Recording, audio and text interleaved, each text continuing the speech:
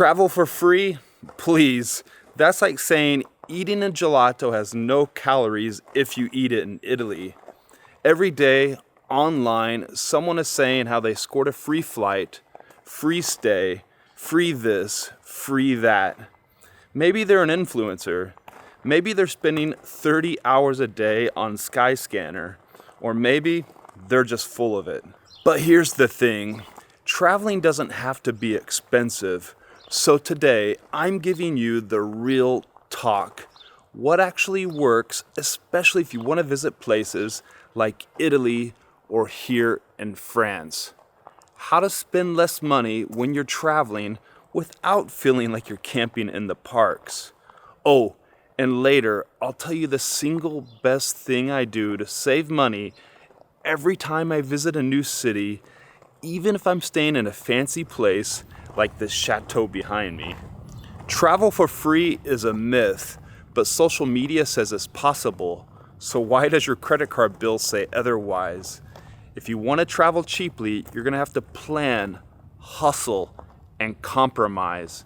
There's no sugar daddy handing out free high-speed train tickets. The only people traveling for free are monks on a pilgrimage and toddlers in strollers. Plan ahead or pay the tourist tax. But spontaneity sounds romantic. So does paying $400 a night for a hotel in Florence. I like being flexible, and you can do so, especially in those non-tourist hotspot areas. But if you want to book in Italy during those peak times or anywhere else in Europe, plan 3 to 6 months out. Remember, early bird gets the cannoli. Don't travel in Italy during Italian school holidays unless you like crowds and €9 cappuccinos. But traveling during the summertime in Italy sounds like the dream. So does 40-degree heat and jacked up tourist prices.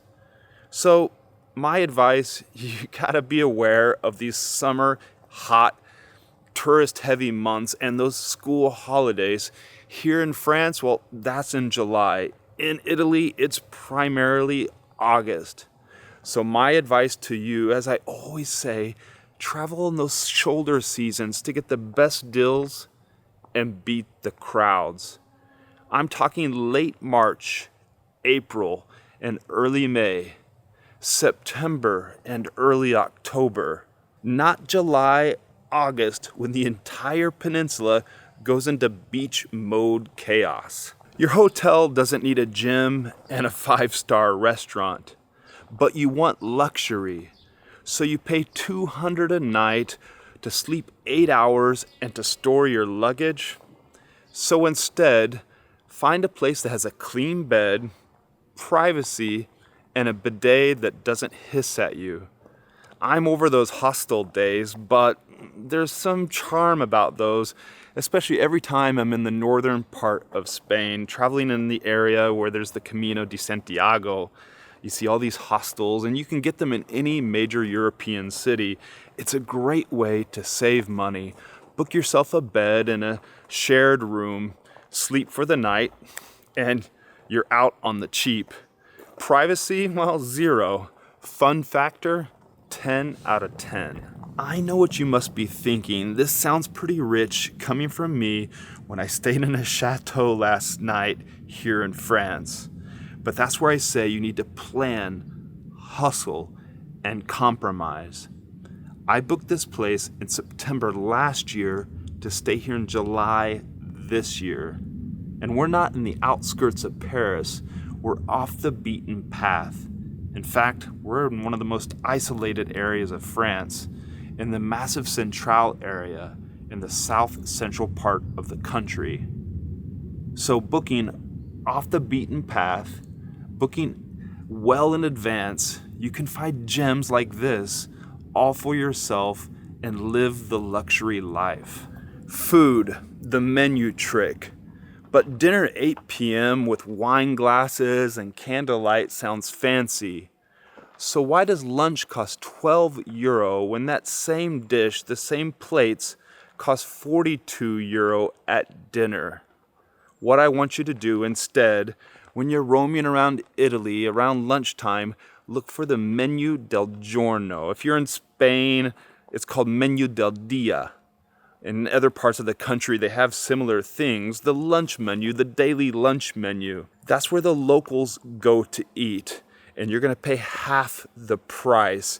You get this fixed menu of all sorts of goodness. And I have a great place I always go to in Florence. And shh, I'm not going to tell you in this video because I don't want it to get too popular. I featured it in one of my other videos. If you want to dig deep, you can find it.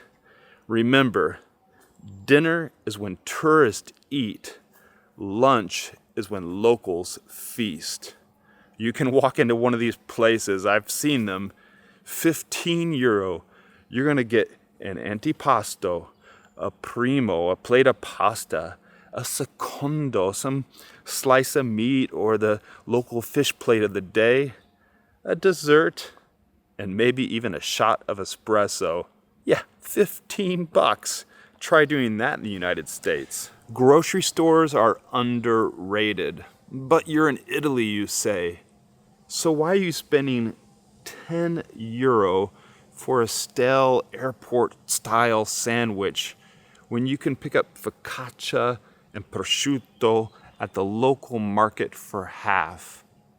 Hit up those local spots because even castle lords need a sandwich. If you're up early, what I recommend, walk through the city center streets because every city center has some little market set up where you can pick up fresh ingredients.